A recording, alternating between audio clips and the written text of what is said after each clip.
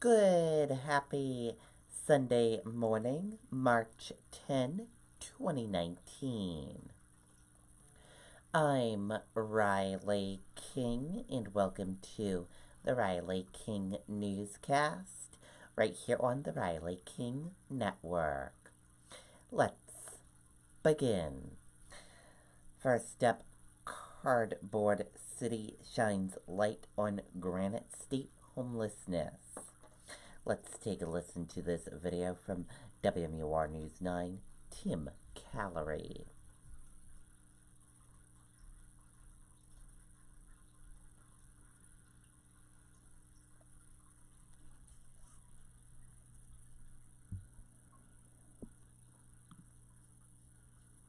At Beltate's, customers will find everything they need for a building project. The brand names you trust to perform. And with a fleet of over 50 delivery vehicles, we deliver when and where our customers need them. Beltate's Building Products. 9 locations throughout New Hampshire and Massachusetts.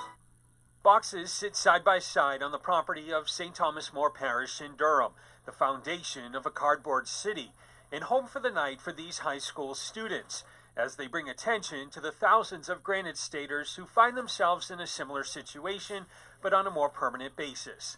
Our first year we did it, we looked at homeless teens, and then our last year we did homeless refugees, and this year we're focusing on homeless veterans. I think it's important to, shed light on the awareness of homeless people. I think it really kind of makes it feel real to you that people actually go through this. The teen sleep out started at 6 o'clock Saturday evening, and they'll remain outside until 10 o'clock Sunday morning. We get to go back home to our own houses and our beds afterwards, and I think it's a really great experience to kind of learn what it's like to be in someone else's shoes. I think it's just a really good experience to be able to put yourself in a situation that most people wouldn't really be aware of. It's actually a really good learning experience and a really good community building experience. The students are also raising money and collecting items for the Liberty House in Manchester, an organization that focuses on lending a helping hand to homeless veterans. We collected food donations, like canned goods and things like that, that they can give out to people or that they can use. We also collected clothing donations. These are the people that were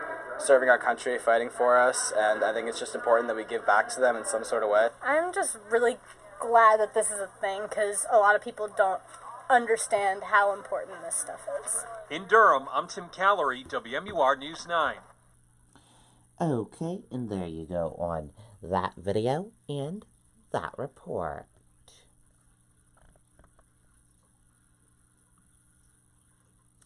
Concord fire displaces 4 people.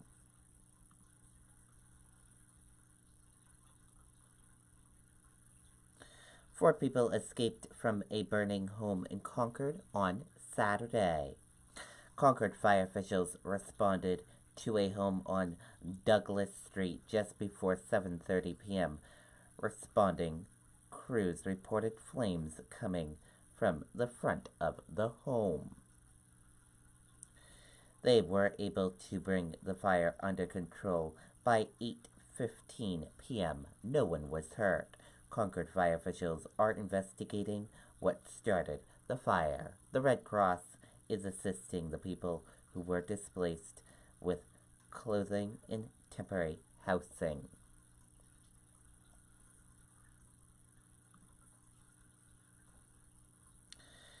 Fire officials urge residents to change batteries and smoke detectors and daylight saving time. Let's take a listen to this video from WMUR News 9, Siobhan Lopez.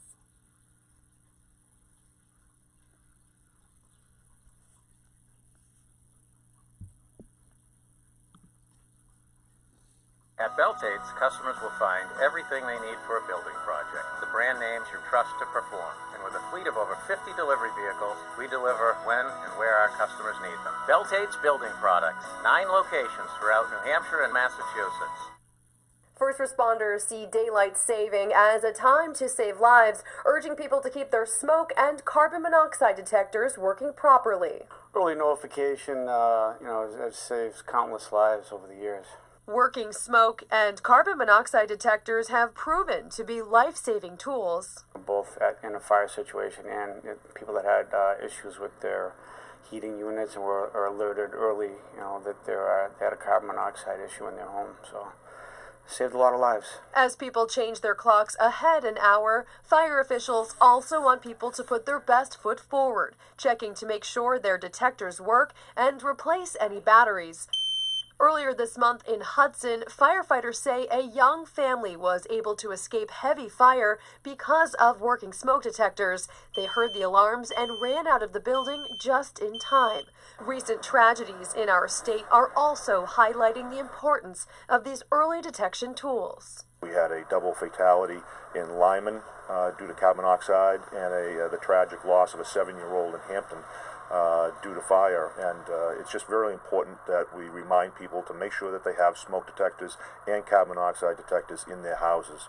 The exact cause of both of those incidents remain under investigation. The Red Cross will be holding its Sound the Alarm event this May in Keene. They'll be looking for volunteers to help install 100,000 free smoke alarms. Reporting in Manchester, Siobhan Lopez, WMUR News 9. Okay, and there you go on that video and that report.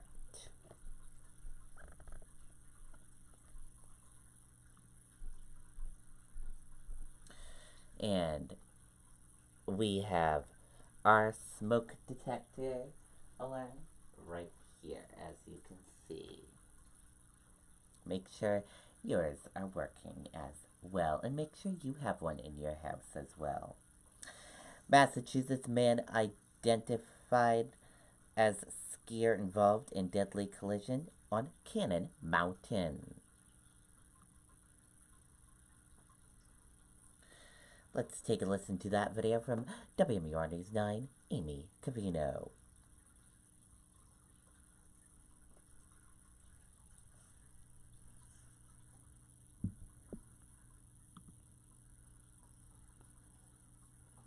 We want to update you on some breaking news out of Franconia. State police have now identified the 2 people involved in a deadly collision on Cannon Mountain. Officials say 39-year-old Jeremy Kieran of Somerville, Massachusetts, was skiing down the Profile Trail when he lost control and was thrown from his skis. Investigators say Kieran continued to slide through a roped-off area off an embankment and then into 48-year-old Robert Slocum of Newburyport, Massachusetts, who was skiing down an entirely different trail. One skier actually collided with another and continued downhill. One skier perished and the other one was taken away in an ambulance with multiple injuries. Since 2016, at least 2 other deaths involving skiers have happened at Cannon Mountain. DeVivo says it's important for skiers and snowboarders to always be alert. Okay, and there you go on that video and that report.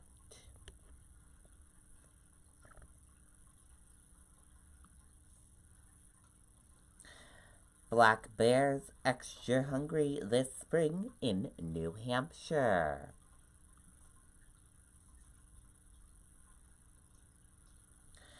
It's almost time to take down those bird feeders. The New Hampshire Fish and Game Department urged residents to remove their bird feeders and other food attractions, such as trash cans, to prevent bears from gaining in backyards. Officials recommend bird feeders be taken down by March 15th in the southern part of the state and by April 1st in the North Country. Officials say bears went into their dens this winter in poor conditions due to a dearth of natural food sources.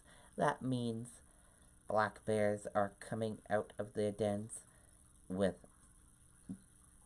depleted fat reserves and will be extra hungry.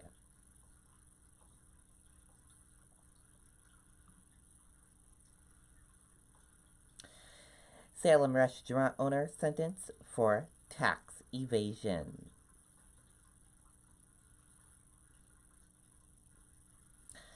The owner of a Salem restaurant was sentenced to more than a year in prison for tax evasion, the U.S. Attorney's Office said Friday. Blake Rigrio, 44, of Salem, pleaded guilty in November 2018 to failing to pay $614.88 in federal taxes for employees at Romano's Pizza. Prosecutors said Rigrio paid a subtotal portion of wages in cash, failed to declare them to the Internal Revenue Service to reduce his tax liability, and kept multiple sets of books. Rigrio was sentenced to 12 months and a day in prison.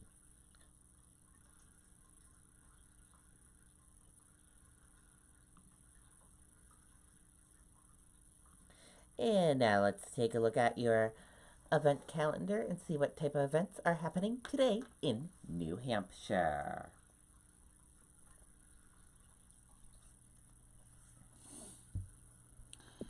The Milford Antique Show at 8:30 a.m. in Hampshire Hollis Athletic Club.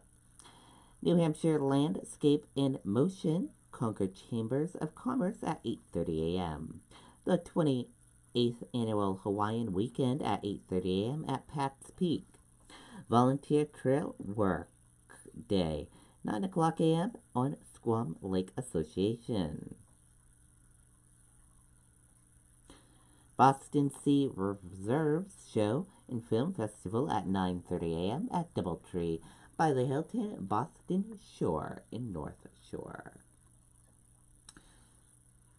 Antique Show and Sale at 10 o'clock a.m. in Boxbury Regency Hotel. Burlington Boston Vinyl Record Show at 10 o'clock a.m. at Hilton Garden Inn in Burlington.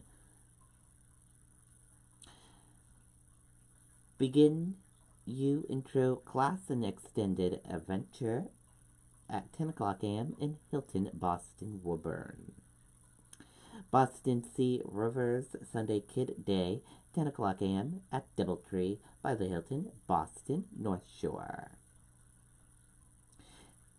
And Broxton Antiques Show, 10 o'clock a.m. in Broxton Regency. There's events happening across New Hampshire and in Boston, Massachusetts, and in Burlington, Vermont as well.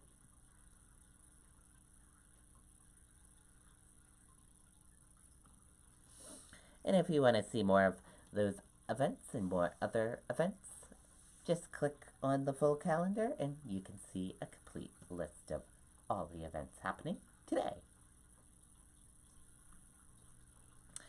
All 157 people on board Ethiopia Airlines flight were killed in crash, State TV says.